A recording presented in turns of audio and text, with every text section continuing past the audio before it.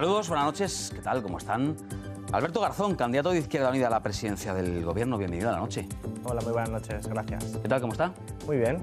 ¿Qué tal? ¿Cómo está? En una semana que para usted se presenta bien importante, porque si no estoy mal informado, el sábado le va a ratificar como candidato de Izquierda Unida a la presidencia del Gobierno su partido, y el martes estrena como portavoz de su grupo en la réplica del presidente del Gobierno en el debate sobre el Estado de la Nación. Ahí es nada.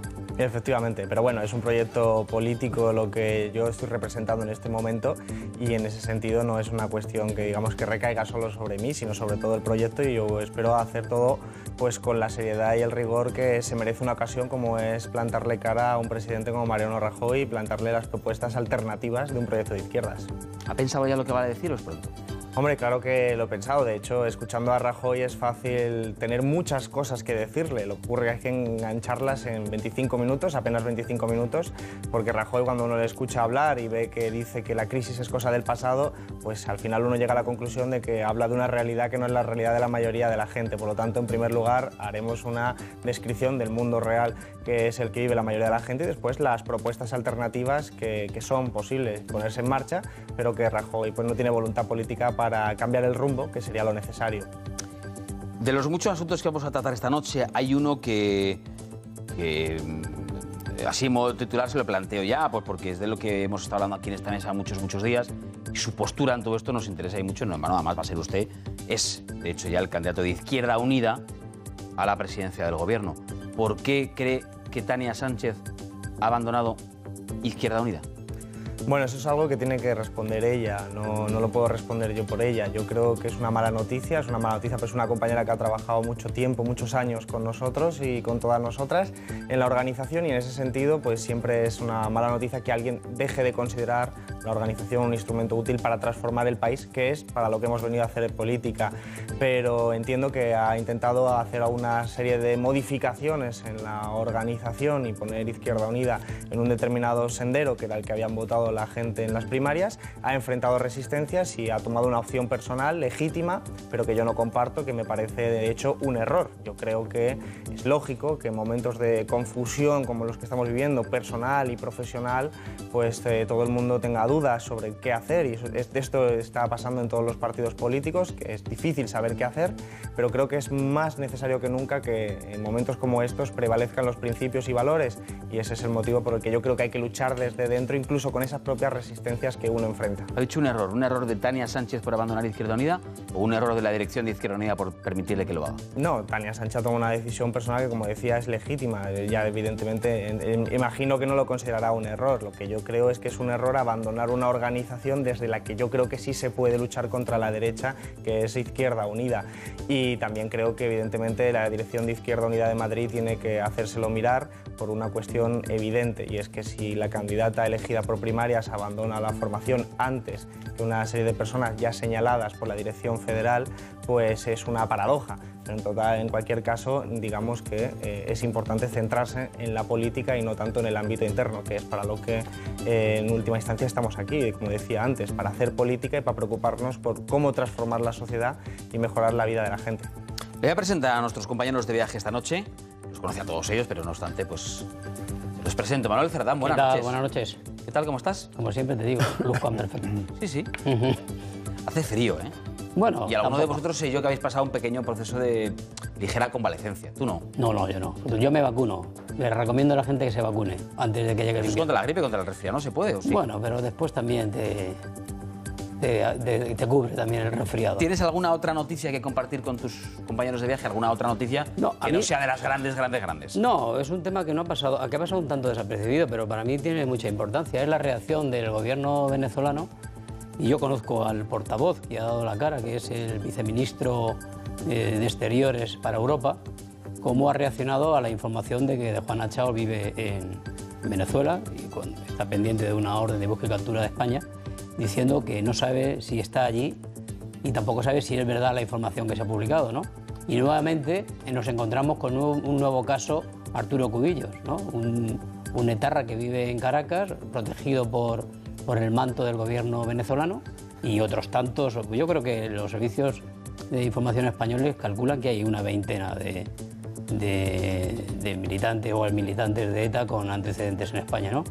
Y eso me llama mucho la atención, que todavía, aunque hay 2 causas abiertas en la Audiencia Nacional, el gobierno de Venezuela no colabora con España en lo que es la entrega de estos asesinos, ¿no? Y es un tema que me ha llamado la atención. Antonio Quejado, buenas noches. ¿Qué hay? Buenas noches. ¿Tú cómo estás? Pues yo recién salido del coma. Afortunadamente empiezo ya a funcionar. He estado con un trancazo importante que me llevé a Estrasburgo y lo traje corregido y aumentado la semana pasada. Pero en fin, empiezo a salir ya. Ni se te nota. Si no lo dices, ni lo notamos. Espera que no me dé ningún ataque de tos. ¿Qué otra noticia quieres compartir con nosotros? Sabes que a mí me gusta destacar siempre cosas curiosas que normalmente pasan desapercibidas. Hoy parecerá a lo mejor un elogio, me da igual, de un partido político, pero quiero destacar el hecho de que hay un partido político que es UPyD, cuyo responsable de regeneración democrática, aparte de serlo políticamente, responsable de regeneración democrática, del negociado de regeneración democrática en la ejecutiva, en la dirección del partido, aparte de eso, es abogado y ejerce en los tribunales también contra los comportamientos corruptos, que es Andrés Herzog. Y un dato, este partido se ha gastado en tasas, en fianzas, en procuradores, etcétera, 260.000 euros en los 2 últimos años.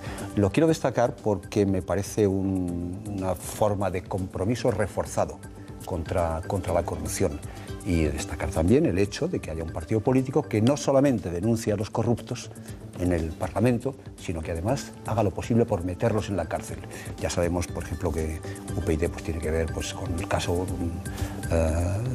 Bankia, por ejemplo, es uno de los, está personado, es uno de los de las partes que están pues, tratando de que eso se aclare y de algún otro asunto. Elsa González, buenas noches. Buenas noches. ¿Y tú cómo estás? Bien, no he pasado por el centro de Europa como Antonio Casado y aquí en España la nieve ya de momento, este fin de semana parece que llega, pero muy bien. Bueno, ¿quieres compartir alguna noticia con tus compañeros? Pues venga, vamos con una imagen que he visto esta tarde en Siria, una mujer vestida rigurosamente de negro de los pies a la cabeza y con una chaqueta roja que le ha costado la vida, porque los yihadistas la pasaron a cuchillo por llevar esa prenda roja, porque consideraban que incitaba al género masculino. Venga, a ver si luego hay tiempo y podemos analizar ese acuerdo contra el terrorismo yihadista que además se ha aprobado en el día de hoy en el Congreso. Carmen del Riego, buenas noches. Muy buenas noches. ¿Y tú cómo estás? Bien. Tanto viaje de un lado para otro. Pues entre un viaje y otro, pues... ¿Cuál es tu próximo destino? Parece que Guatemala, que habrá un viaje del presidente del gobierno. Y ahí dentro de pocos días. Bueno. Y ahí tendremos que... ¿Qué otra noticia quieres poner sobre la mesa? Pues yo una que, sin llegar a lo que ha dicho Elsa, también nos recuerda cosas que muchas veces pasamos y que no deberían ocurrir y que se quedan en un rincón y parece que no existen, pero siguen existiendo. Y es la circular del Metro de Madrid que, entre personas a las que perseguir, citaba a los gays. Y han suspendido de empleo a una persona, pero el mero hecho de que eso pueda seguir ocurriendo me parece que nos debería obligar a llevarlo a 5 columnas en primera página, a ver si la gente se conciencia. Pues con todas vuestras noticias, vuestras reflexiones, también con nuestro invitado de la noche, con el señor Alberto Garzón. Comenzamos enseguida. Antes ponemos en orden las preguntas. Sumario. Sobre la situación en Izquierda Unida seguiremos hablando con nuestro invitado de la noche de hoy, el candidato de la coalición a la presidencia del gobierno, Alberto Garzón. ¿En qué punto están las cosas en Izquierda Unida tras la salida de Tania Sánchez? ¿Cómo son sus relaciones con el coordinador federal, Cayo Lara? ¿Y cómo afronta las citas electorales que nos esperan este año, marcadas, entre otras cosas, por la irrupción de Podemos? No olvidamos tampoco hoy la situación interna en el PSOE. ¿Qué ha dicho el secretario general Pedro Sánchez sobre el proceso de selección del candidato en Madrid? Todo ello mientras prosiguen las votaciones en las diferentes agrupaciones. Sabremos ya este fin de semana por quién apuesta el partido para optar a la presidencia de la comunidad. ¿Qué rumbo ha tomado hoy la negociación entre Grecia y las autoridades comunitarias a 9 días para que finalice el rescate del país heleno? ¿En qué consiste la nueva propuesta de Atenas para extender 6 meses la ayuda financiera? ¿Es una señal positiva que va en la senda de un posible acuerdo, como dice la Comisión, o es algo inasumible, como mantiene el gobierno alemán? Como ¿cómo se llamaban los guareos? Y hoy vuelve a nuestra barra tecnológica de los jueves el profesor de la Business School y experto en nuevas tecnologías, Enrique Dans. Esta noche nos propone hablar del uso de los móviles y otros dispositivos digitales por parte de niños y adolescentes y en las aulas, y de cómo cada vez su presencia es más habitual en colegios. Será, como siempre, al filo de la medianoche. Saben que les escuchamos en las redes sociales, que nos encuentran en Twitter, también en Facebook y en la web del programa, en rtve.es/lanoche en 24 horas. Ahí verán los contenidos más destacados de la semana. También hemos buscado hoy en el archivo de Televisión Española una secuencia de imágenes por si quieren jugar con nosotros a intentar adivinar de qué hablan estas imágenes. Ahí ven la etiqueta que elegimos cada noche, LN Reto, por si quieren participar. Primera entrega, vean.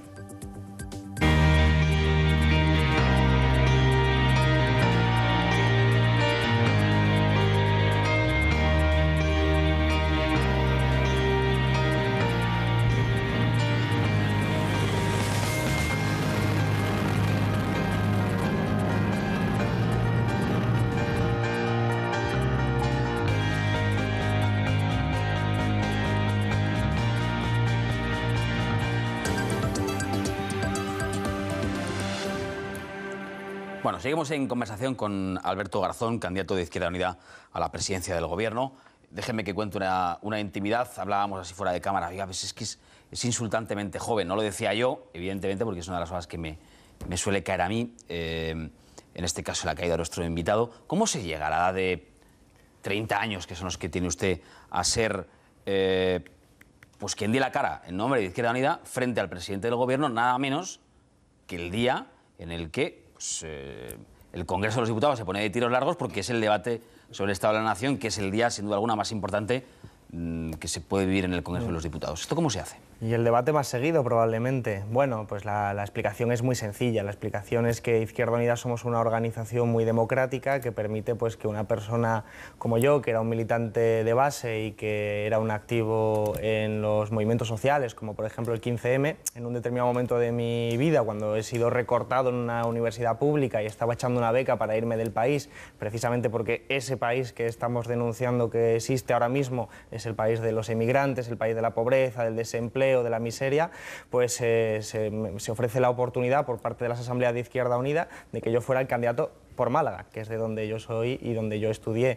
Y en ese momento, pues todo ha venido pues un poco dado por las circunstancias también, por la confianza de la gente, y yo sinceramente asumo todas las responsabilidades posibles porque es un compromiso, el compromiso de construir un nuevo país y de transformar la sociedad. Por eso, ningún tipo de vértigo, ningún tipo de miedo a defender las ideas de izquierdas frente a Mariano Rajoy, a defender la necesidad de construir un nuevo país. ¿Es la juventud a día de hoy en política un valor en sí mismo?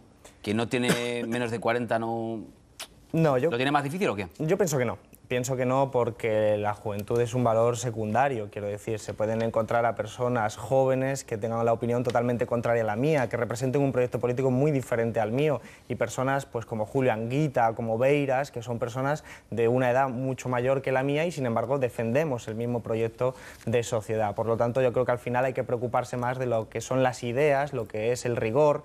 Uno, escuchando a una persona, se dará cuenta de si merece la pena escucharle o no, con independencia de la edad que tenga, aunque es verdad también que en este país hay una ruptura generacional muy clara y muy evidente, y es que nos vendieron a nuestra generación la idea de que íbamos a vivir mejor que nuestros padres y finalmente lo que estamos constatando es que estamos viviendo igual que nuestros abuelos, teniendo que marcharnos del país para buscar un futuro que aquí en este país no se nos brinda. Y en ese sentido no piensa lo mismo normalmente en término medio una persona de 60 años que de 20 años, pero no podemos constituir la edad como un factor fundamental o crucial.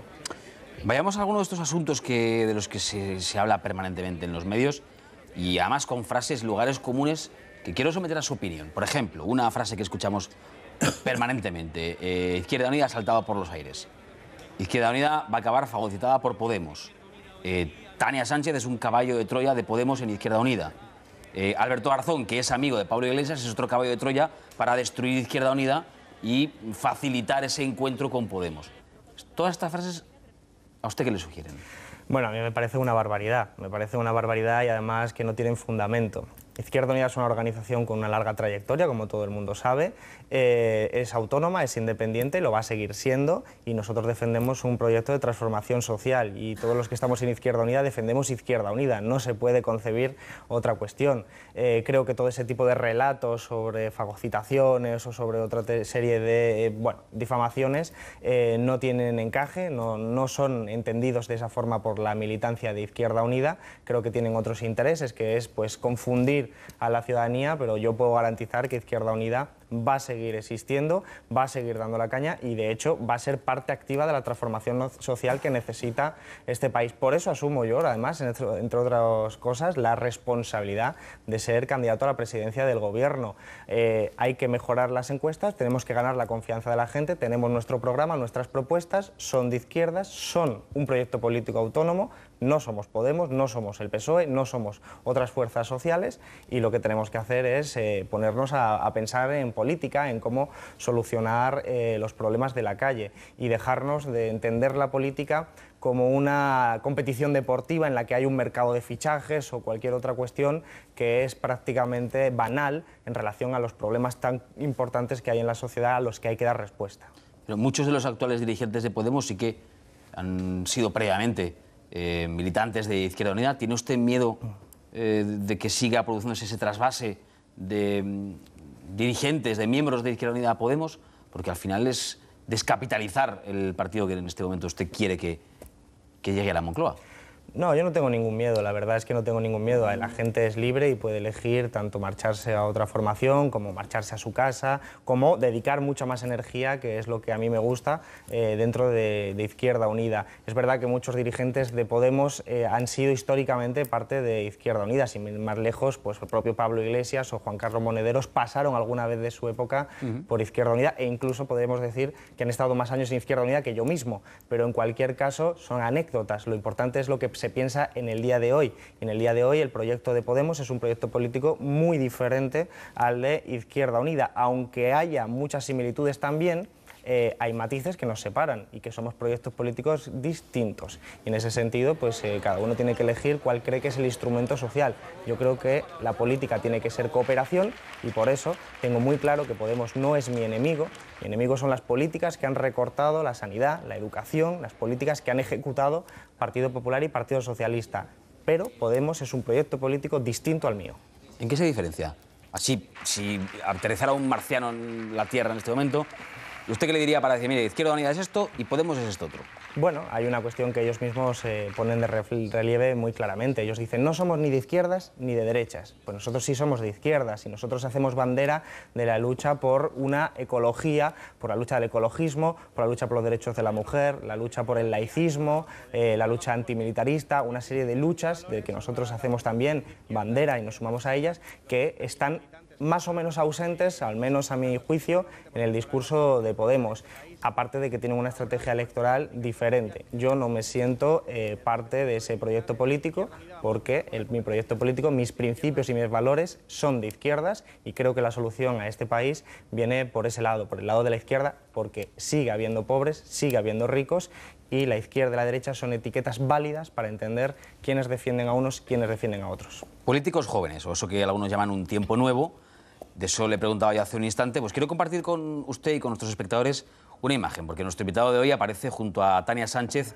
en un reportaje de la revista Vanity Fair del próximo mes. Es un reportaje realizado antes de la salida de la formación de Tania Sánchez. Forma parte además de una serie de entrevistas a jóvenes políticos españoles que serán protagonistas en los próximos comicios electorales. Pues sale también Pablo Iglesias, sale también Albert Rivera, Borja Semper o la propia Ada Colau.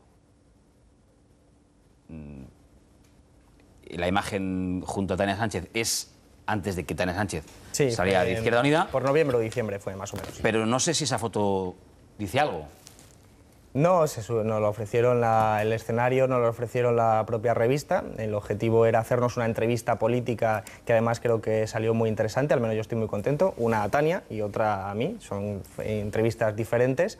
Y luego nos ofrecieron pues, la oportunidad de hacer una escenografía en la cual había nubes, pero estábamos sobre el suelo, es decir, la posibilidad de construir una utopía con los pies en la tierra, es decir, que es posible poner en marcha políticas de izquierda y política de transformación sin tener que ser tildado de soñador o de una persona utópica. Es lo que viene a representar una fotografía y evidentemente pues al final tuvo un resultado que cada uno podrá ver o no, pero lo importante es que pueda llegar el mensaje político a gente a la que todavía pues igual no le ha llegado.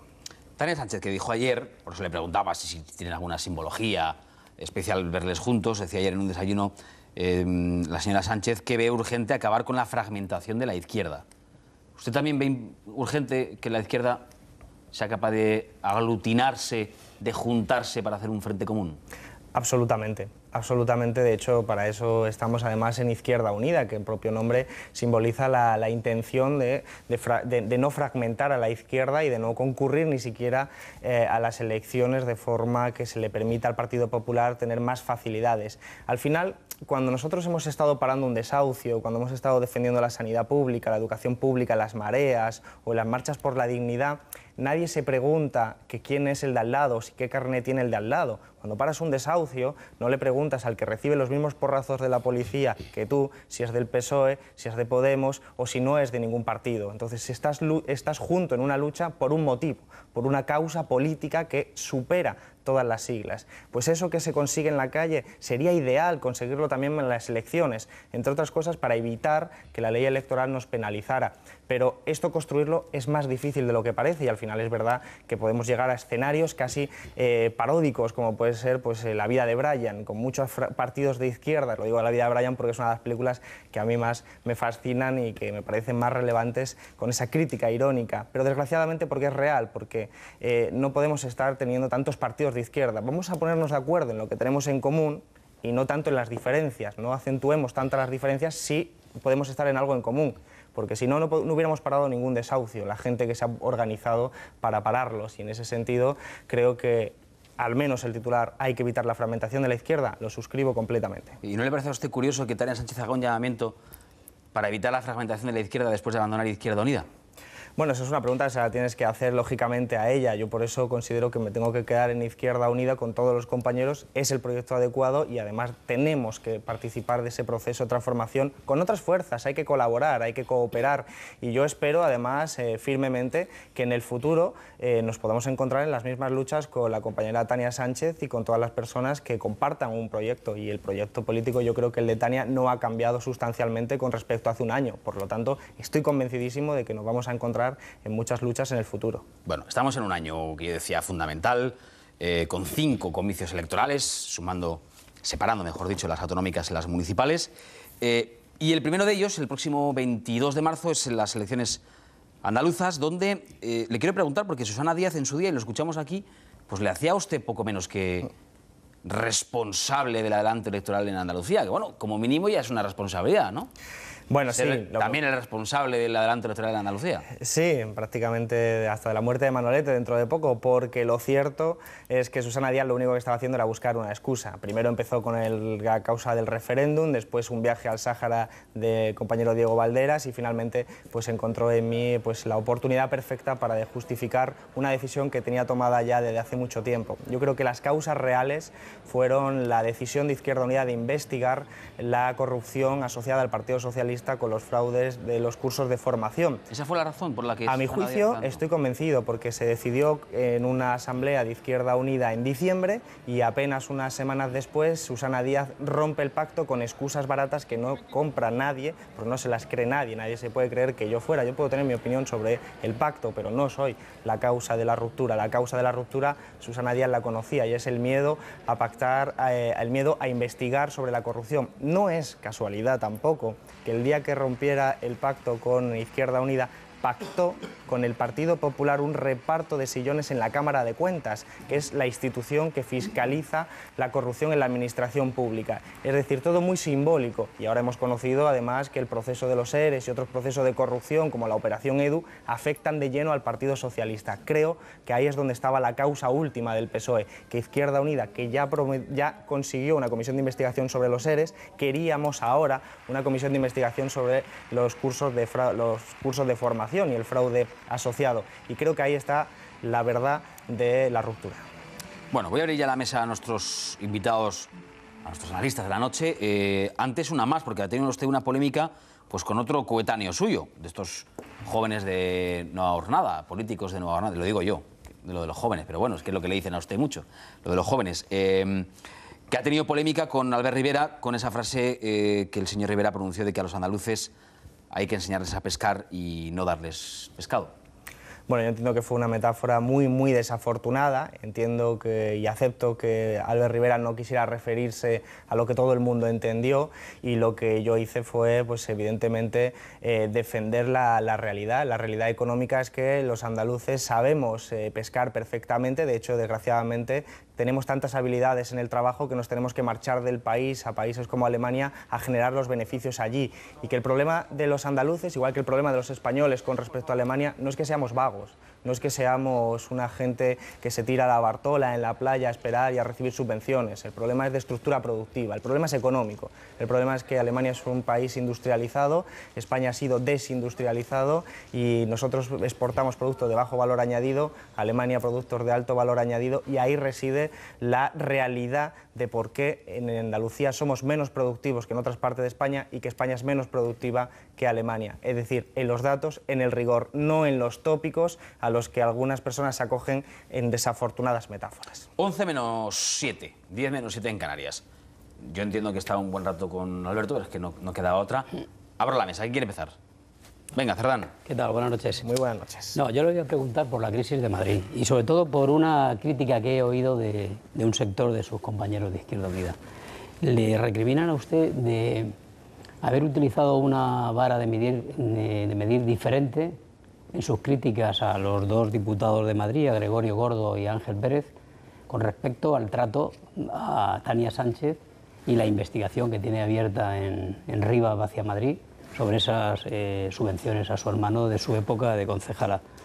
¿Cree usted que efectivamente se le puede censurar esa postura, ¿no?, dentro de lo que es la formación de Izquierda Unida? Y me gustaría saber si finalmente se ha cerrado ya y ha cicatrizado esa trapisonda que han tenido ustedes en los últimos meses dentro de la coalición.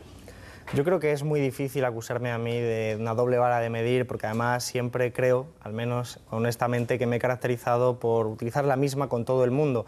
Para mí, quien roba no es un compañero, por mucho que se esconda detrás de unas siglas como son las de Izquierda Unida, sino que es un ladrón, es un saqueador, y hay que denunciarlo como tal. Eso es lo que hicimos y lo que hice yo particularmente también con Moral Santín, cuando supimos que había sido uno de los responsables evidentes del escándalo de Bankia y que por lo tanto había que denunciarlo y expulsarlo de la formación.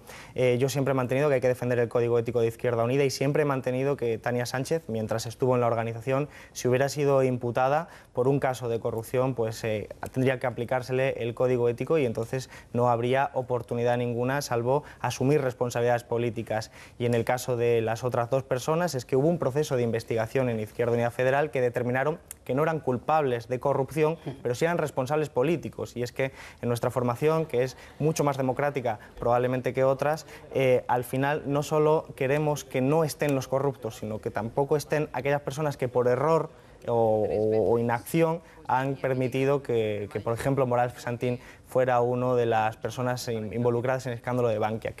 Sabemos que tenemos que tener una organización limpia para limpiar el país y eso es un proceso que puede ser duro, pero que es necesario. Queremos una nueva Izquierda Unida para un nuevo país. Luego. Vale, no, es que era... El gesto, Manuel Fernández. ¿Puedo seguir? No, espera. después. ¿O era sobre esto? Sí, es breve. No, sobre era esto sobre el Ayuntamiento de Rivas también, no. Si efectivamente en esa... No preguntes. Pregunto. Ahora, ¿cómo lo paro? Pregunto, Venga, rápido. Va. Es que si no, rompemos lo que es el hilo de la conversación. Dilo, va. No, con respecto a Rivas hacia Madrid, si ustedes van a exigirle al Ayuntamiento de Rivas, que es el alcalde es de Izquierda Unida, que mantenga una transparencia en esa comisión de investigación y si va a entregar los documentos, porque la oposición se queja de que no entrega los documentos de esa acta que firmaron cuando Tania Sánchez era concejal y concedieron esas subvenciones a sus manos. Hombre, ¿Van a entregar los documentos? La información que yo tengo es que hay un proceso absolutamente transparente y que de hecho el PP y el PSOE, que son la oposición allí en Rivas, estuvieron de acuerdo y se pusieron de acuerdo para decir que no había un trato de favor por parte de Tania Sánchez, que hubo un error, que la propia Tania Sánchez admitió, pero que no había trato de favor. Hasta el hilo concreto de quién tiene los documentos, yo entiendo que la comisión de investigación pues sigue su curso, si no ha terminado ya, y que tiene toda la transparencia, por lo menos, a mi juicio, toda comisión de investigación, para que sirva para algo, tiene que tener todos los recursos disponibles. Antonio. A mí me gustaría que me resolviera una perplejidad político-mediática que tengo. Y es el hecho de que una persona que hasta ahora representaba algo así como un decimal en la organización de Izquierda Unida, que es Tania Sánchez, de repente, por proponer algo tan viejo, tan manido, como es la unidad de la izquierda, merezca la primera página del periódico de mayor influencia a escala nacional. Alguien que, iba a decir, pertenece a un partido extraparlamentario, ni siquiera, porque antes sí pertenecía a un partido parlamentario, evidentemente, pero ahora no se sabe exactamente en dónde está. Y sin embargo, pues ha merecido esos honores mediáticos. ¿Cuál es el misterio? ¿Cuál es la explicación de que prácticamente en 3 o 4 días merezca esos honores? Insisto, por decir algo, pues que es histórico, que es muy viejo, que es lo de la unidad de la izquierda. Bueno, yo tengo la sensación de que la pregunta no es para mí, porque al fin y al cabo no sé cuál es la razón que lleva a un periódico a poner en una primera página una noticia u otra. Evidentemente, el mensaje de evitar la fragmentación de la izquierda no es nuevo. Todavía estamos en ese proceso y vamos a seguir estando para conseguirlo, y lo único que puedo decir al respecto es que yo también me gusta, y para eso hago el esfuerzo de estar en todas las primeras páginas que sea posible. De momento no he tenido ninguna, pero voy a seguir intentándolo para vender propuestas, no solo ese propósito, que evidentemente lo mantenemos, sino nuestras propuestas políticas concretas y económicas para transformar el país. Pero los medios son privados y son ellos los que eligen qué información destacan y qué información no destacan. O sea, que dejas la carga de la prueba, bueno, evidentemente, en un periódico, en la decisión de un...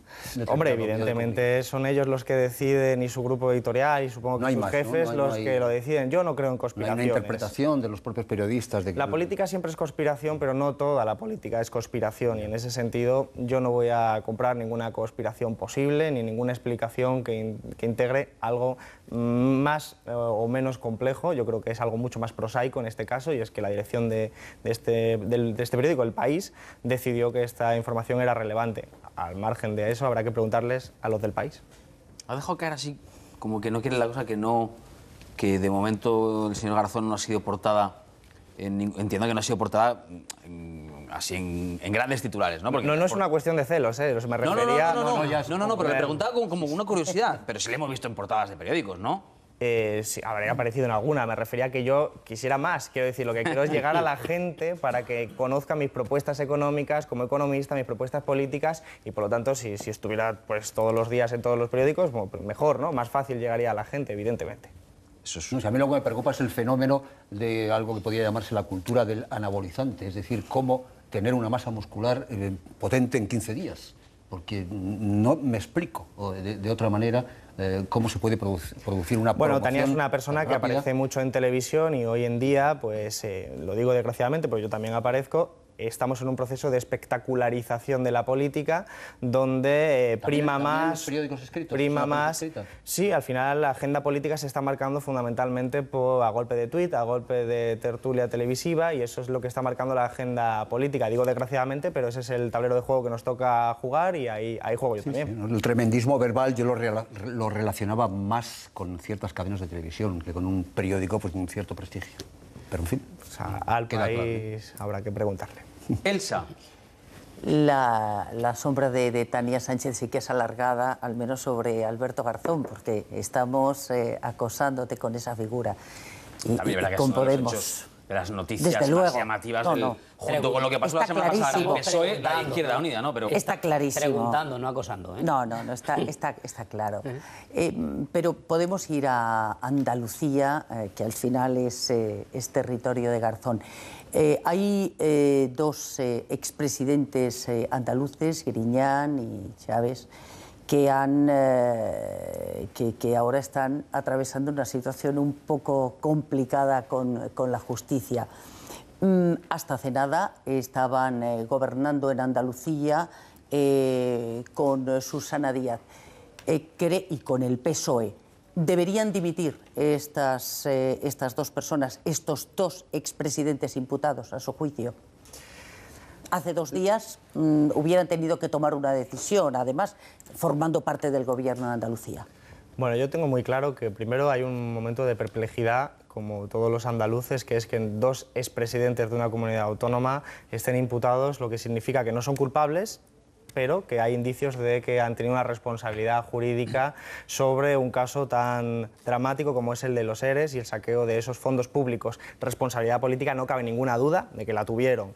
Entonces, en ese sentido, yo creo que cualquier imputado por corrupción, por un motivo casi, vamos a decir, de elegancia ética, debería dar un paso al lado y defender pues, su honorabilidad desde fuera de las instituciones públicas para que no afecte al nombre de Andalucía. Pero en el fondo esa es una decisión que tiene que tomar el Partido Socialista. Nosotros, en algunos casos que hayamos tenido en el pasado, siempre hemos tomado esa decisión, apartar en Andalucía a aquellas personas que hayan sido salpicadas, incluso cuando después han sido, liberadas por la justicia y reconocidas como inocentes. Pero para no manchar al proyecto político que es Izquierda Unida, siempre los hemos apartado. Creo que el Partido Socialista está reflejando una enorme hipocresía, porque tanto Susana Díaz como Pedro Sánchez dijeron que si eran imputados tenían que dimitir y cuando han sido imputados han cambiado esa línea roja. Pero es otra pregunta que también le corresponde al Partido Socialista, no a Izquierda Unida. Nosotros tenemos nuestro proyecto político, gobernamos efectivamente, cogobernamos con el Partido Socialista en un gobierno de resistencia. No era un gobierno de izquierdas, era un gobierno de resistencia para que no ocurriera en Andalucía lo que había ocurrido en Castilla-La Mancha, privatización de hospitales y cierre de centros de salud, por poner ejemplos. Ese gobierno de resistencia es en el que participó Izquierda Unida, pero compartimentado. Nosotros no nos podemos hacer cargo, ni lo vamos a hacer jamás, de los errores y de las corruptelas del Partido Socialista o de ningún otro partido. ¿No tienen encuestas internas sobre cómo quedará Izquierda Unida? No, las encuestas que tenemos son las encuestas que van saliendo y que nos están manifestando que evidentemente Izquierda Unida aguanta en Andalucía y que a mi juicio pues va a nacer una nueva Izquierda Unida en Andalucía de la mano de Antonio Maillo, que es una persona que representa pues una forma de hacer política muy ética, muy sana, muy de izquierdas y muy rigurosa, y en ese sentido yo creo que todavía queda un largo recorrido, un mes, pero que en un mes pasan muchas cosas, más aún en el 2015, pero yo soy muy optimista y yo me voy a volcar, por ejemplo, con estar en Andalucía con los compañeros. Porque además es que es de Málaga. ¿Cómo no va a estar en Andalucía? Efectivamente. Nacido en La Rioja. Nacido en Logroño, pero criado Todo el en mundo sabe Andalucía. que los malagueños nacen donde le da la gana. Yo creo que esos eran los de Bilbao. Bueno, pero también los zamoranos, nos pasa mucho a los zamoranos que nacemos en Salamanca. Pues yo quiero irme con el señor Garzón de Andalucía a Grecia y preguntarle como político y como economista. Visto lo visto, ¿el gobierno griego ha pecado de ingenuidad o de prepotencia a la hora de llevar su relación con la Unión Europea? Yo pienso que ninguna de las dos. Ingenuidad, desde luego, no, porque conocían el escenario en el que se iban a meter, y además yo soy conocedor de esa situación porque colaboramos mucho en el Partido de la Izquierda Europea con Syriza y éramos conscientes de las dificultades que iba a enfrentar ganar un gobierno de estas características y tener que negociar con una contraparte que es absolutamente ortodoxa y creo que además absolutamente irresponsable. Por eso no hay prepotencia tampoco, porque creo que es muy irresponsable por parte de Alemania pensar que ponerle una bota al cuello a Grecia va a servir de algo. Lo que Grecia necesita ahora es ayuda para salir de una situación que verdaderamente es dramática. Yo estuve en Atenas el día de las elecciones y lo que se ve por las calles no tiene nombre. y estamos en la Unión Europea, no estamos en ninguna zona, digamos, de guerra, y sin embargo en algunos momentos casi lo parecía.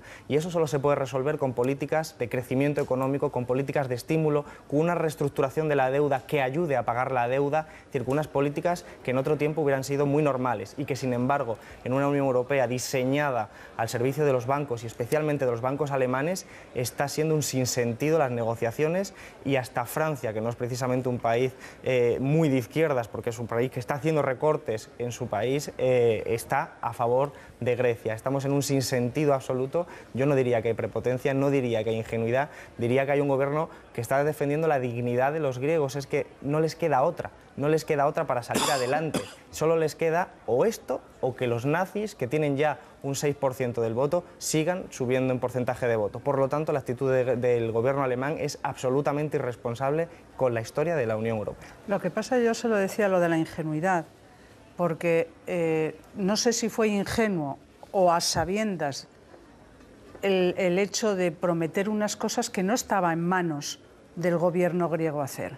Y usted habla de Francia y es verdad que apoya a Grecia, pero es que Francia intentó lo mismo que ha querido ahora Grecia y Francia no lo consiguió, y era Francia. Y tenía el apoyo de Italia y de España. Por eso no sé si es ingenuidad, prepotencia o al final engañar a la gente diciendo vamos a hacer algo que sabían que no iban a poder hacer.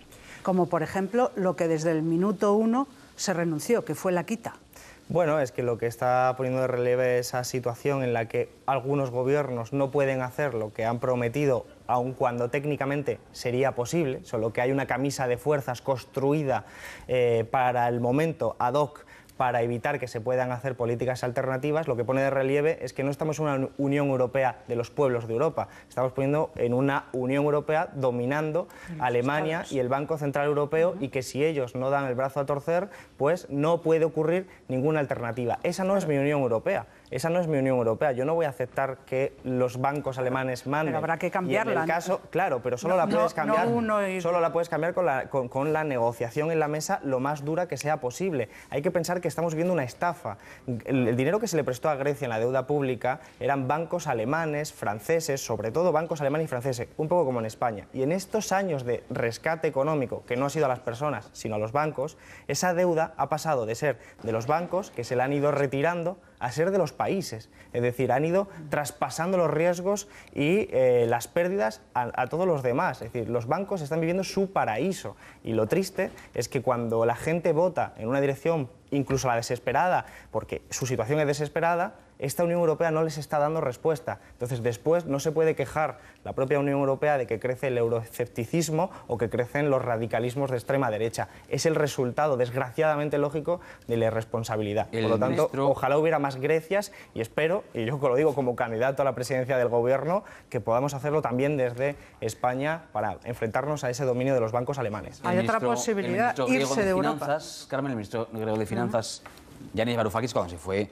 de gira hace muy pocos días por la Unión Europea, pues se encontró con la frase más dura, la que le estampó además públicamente en rueda de prensa el ministro alemán, el señor Schäuble, que dijo, bueno, es que ustedes han hecho promesas con el dinero de los alemanes, o no puede pedir a los alemanes que carguen con el coste de las promesas electorales que ustedes han hecho. Es que, Sergio, eso fue duro. Yo soy diputado ahora mismo en el Congreso de España, y el referéndum, y el rescate, el memorándum del rescate a los bancos españoles no se votó en el Parlamento español. No lo voté, no lo votó ningún diputado español. Y sin embargo ese rescate sí se votó en el Parlamento alemán.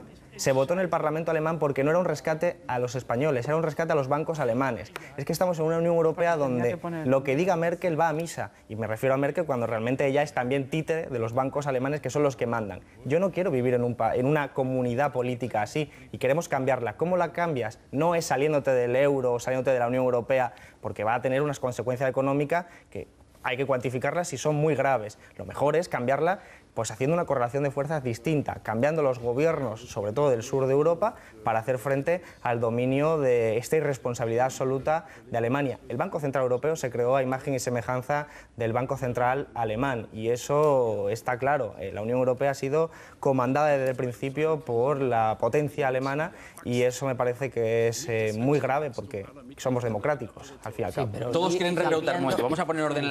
para que sepamos las reglas del juego de antemano.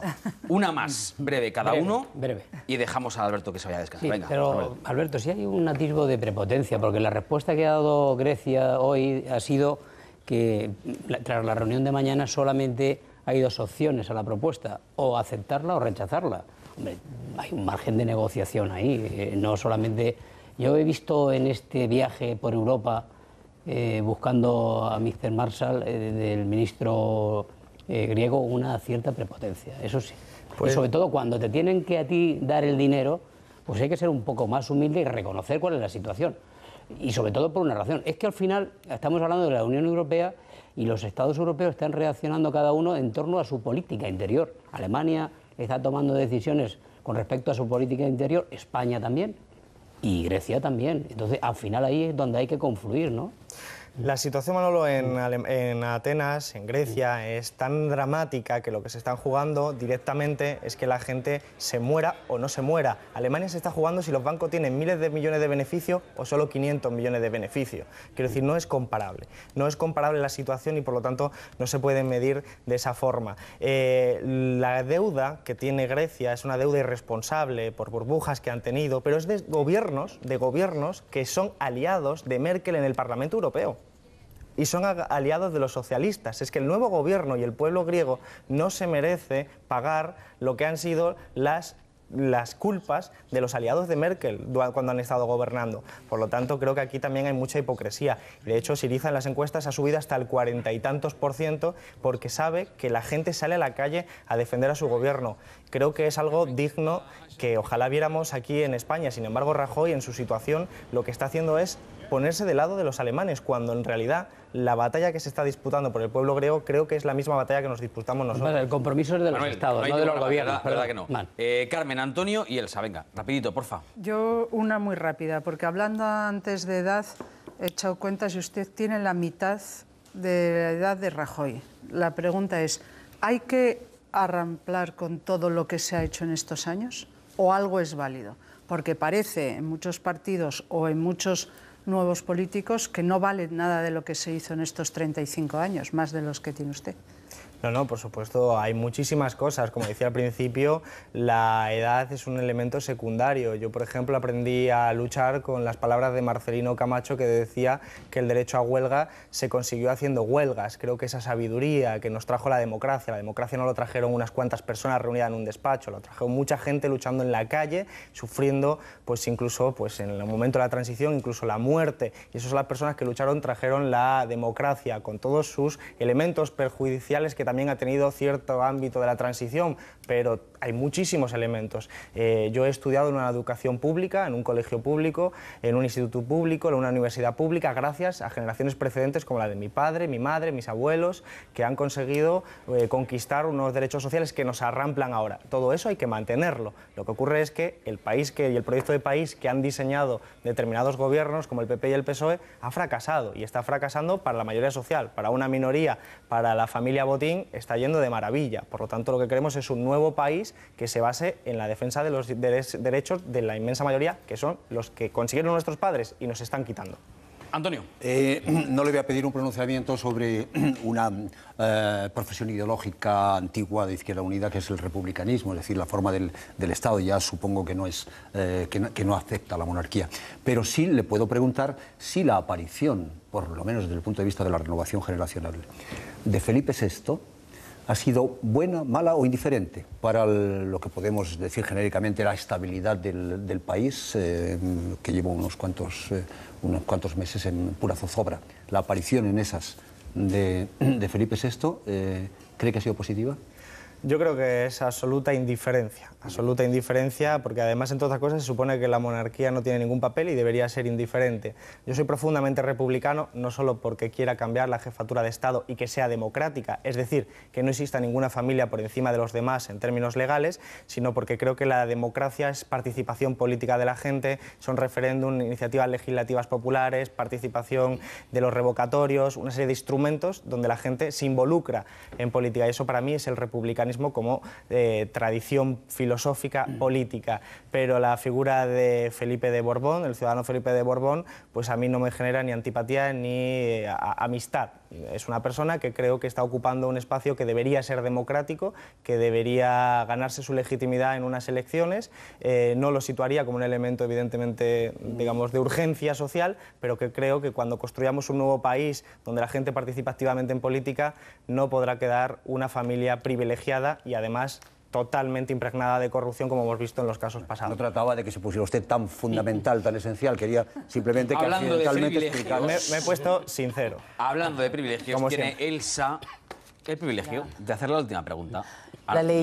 La ley electoral que prima, que está vigente ahora mismo en España, no ha beneficiado precisamente a Izquierda Unida.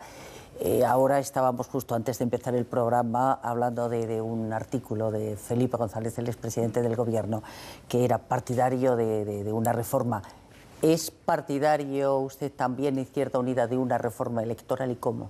Sí, una reforma electoral que aumente la proporcionalidad del sistema electoral para que nos vayamos aproximando, si no directamente llegar a la idea de que una persona es un voto, independientemente de dónde vote, que nos vayamos aproximando. Hay muchas reformas posibles, dentro de la Constitución hay márgenes, fuera de la Constitución, es decir, en una Constitución nueva se ampliarían esos márgenes y podríamos llegar a ese ideal que es una persona, un voto, que yo creo que es el ideal más democrático posible, porque si no, el sistema actual perjudica mucho a partidos como Izquierda Unida, en el que nos cuesta muchísimos más votos, pero estoy hablando de casi 60.000 y 70.000 votos más conseguir un diputado. Nosotros no deberíamos tener ahora mismo 11 diputados. Si fuera una persona un voto, estaríamos por encima de los 20 diputados y tendríamos, por lo tanto, una presencia institucional y también derivadamente mediática mucho mayor. Por lo tanto, la reforma es necesaria hacerla. El problema hasta ahora es que quienes la podían hacer eran quienes se veían beneficiados del status quo, es decir, de no modificarla. PP y PSOE nunca han querido modificar la ley porque quien hace la ley hace la trampa. Bueno, dejamos aquí la conversación, la entrevista con Alberto Garzón, candidato de Izquierda Unida a la presidencia del Gobierno, y como digo, que se enfrenta pues, a una semana crucial. Bueno, no sé si crucial, porque siempre hay una semana más importante que otra. Al final todas son importantes, ¿no? Pero bueno, en cualquier caso, una semana importante para el señor Garzón. Gracias por haber venido. Muchísimas gracias. A contarnos sus ideas a la noche. Espero que haya estado usted a gusto. Muy a gusto, como cómodo con nosotros en la televisión pública, la de todos. Gracias, Alberto. Muchas gracias. Buenas noches. Y a ustedes, nueva entrega del reto. Ya saben que cada noche buscamos en el archivo de Televisión Española y les preguntamos si saben a qué pertenecen las imágenes. Esta es la segunda entrega, vean.